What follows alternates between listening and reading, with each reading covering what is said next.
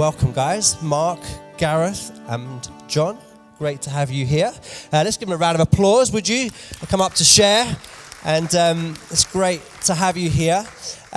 Mark, could you kick off and just tell us a little bit about the story of your church, Rediscover Church, and how in particular you've been using social media, the internet, website, in terms of growing your church? Okay, well, I arrived just over 5 years ago at our church, which is in Exeter, Rediscover Church, and it was in a pretty crushed state. It had a whole bunch of leadership challenges, and it was a congregation that was facing all sorts of pain and hurt. But 140 people there. Financially, it was a crisis. Leadership, it was a crisis, and I had no idea whether it was going to pull forward. And one of the things I found when I got there was that it felt to me like there had been an egotistical desire to create a TV platform that would project this church to the world. And so there was a basic camera system. Everything was held together with like masking tape and stuff, but it sort of just about worked. But we were paying £600 a month for an internet dedicated line to upload this stuff. And I just arrived and I said, guys, this is a small church in Devon. Who wants to watch us? And we can't afford this. We need to cancel this now. So that was my vision. That was as good as it got. Let's cancel it. Let's scrap it. Well, we tried to cancel this internet, this extortionate rate that we were paying. And we couldn't. We were tied in for another 18 months of the contract. So I said, well, we've already got the cameras, we've got the volunteers, we have to have the internet, so we might as well use it. So on my first Sunday, this is being sort of put out on live stream. I had no expectation or faith that anybody wanted to watch this stuff. And then I leave church and I'm checking my Facebook, and my brother, who is a complete heathen, he had posted on his Facebook wall saying, I've just watched my brother at his new church, and it's really made me think about my life. Wow. And then the next day, I had a conversation with a friend of mine who had been suffering from MS for years. And he told me, I was at your church yesterday online.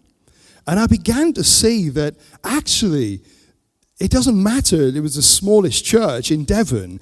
There are people who want to develop community. And so we have now used that as one of our primary outreach tools. It's nothing better than personal invitation. But people are online a lot. There's a slide that shows 60 seconds of the internet and how people are just engaging with this. I think 1 minute in every 7 people are checking their Facebook pages, that they're given a Sabbath minute to Facebook. And if the church is not there, we're wasting that Sabbath.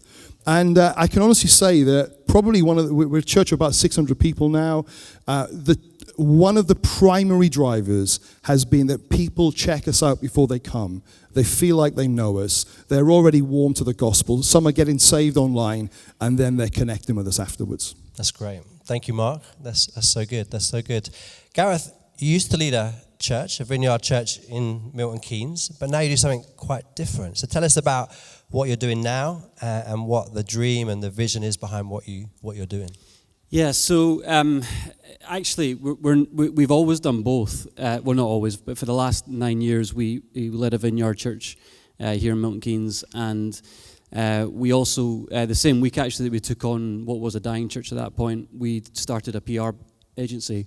And the purpose of the PR agency, a wee bit like what Claude was talking about with the Rembrandt story. The first time we started the PR agency, we were just delighted that anyone wanted to invoice for anything. So we were doing sales for people, we were doing marketing for people, and we were doing it for solicitors and waste management companies and the MK Dons, which Andy Frost is really happy about. You should ask him about that later.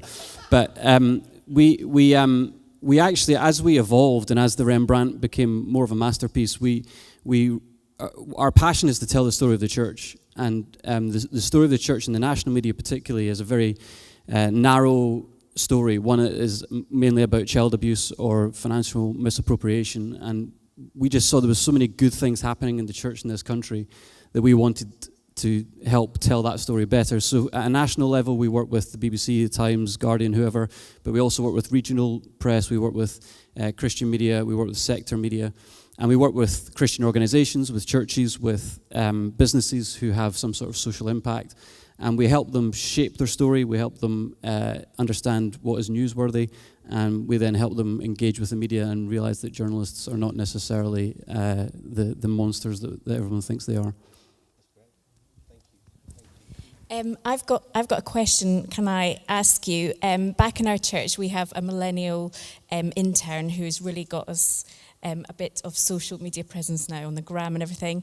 And at church one day, he was trying to encourage people, and he stood up and he said, "Jen is our best sharer.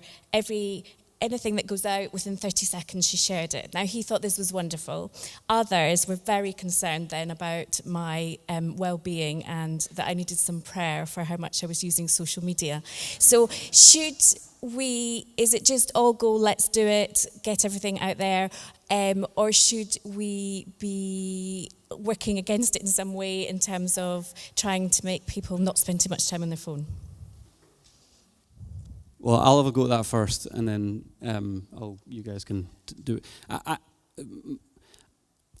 think the content that we create in social media should be good enough that people want to share it, rather than we're telling people to share it.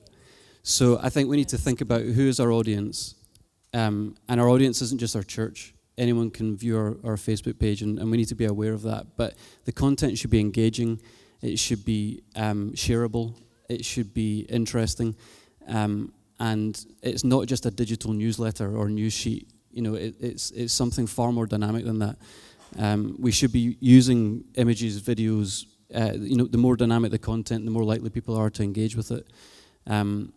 And also, we should be evaluating it. So, not just putting content on just for the sake of it, but seeing what are people on Facebook and Twitter and Instagram, or the gram, as you called it there, very millennial of you. They actually all provide really helpful and free tools to evaluate how good content is, how engaged people have been with it. So, if that feels like too much of a job for you as a church leader, it is. So delegate. I was talking to Sir Brian Souter a couple of weeks ago, and I asked him, what was the thing you would learn, what was the thing you would tell your 26-year-old self? And he said, delegate more things more quickly to more people. And I understand that some of you will be in small churches, but there will always be someone who's able to do it. And as a church leader, I don't think you should be managing the Facebook account. It might mean it doesn't happen as well as you think it should be, but it will, long term, it will stand you in good stead. Yeah, I think for me, it's the internet is a mission field. It really is. And so we need to engage with it effectively. One of the things we've been looking at is how can we use artificial intelligence for mission and evangelism. And we have this really peculiar thing that I still haven't got my head around. So I'm a church minister by background. And we have this one program where people can come interact with us. And then we have a computer program that introduces them to Jesus. And we have people that take them through the gospel message. And we don't have any interaction with that.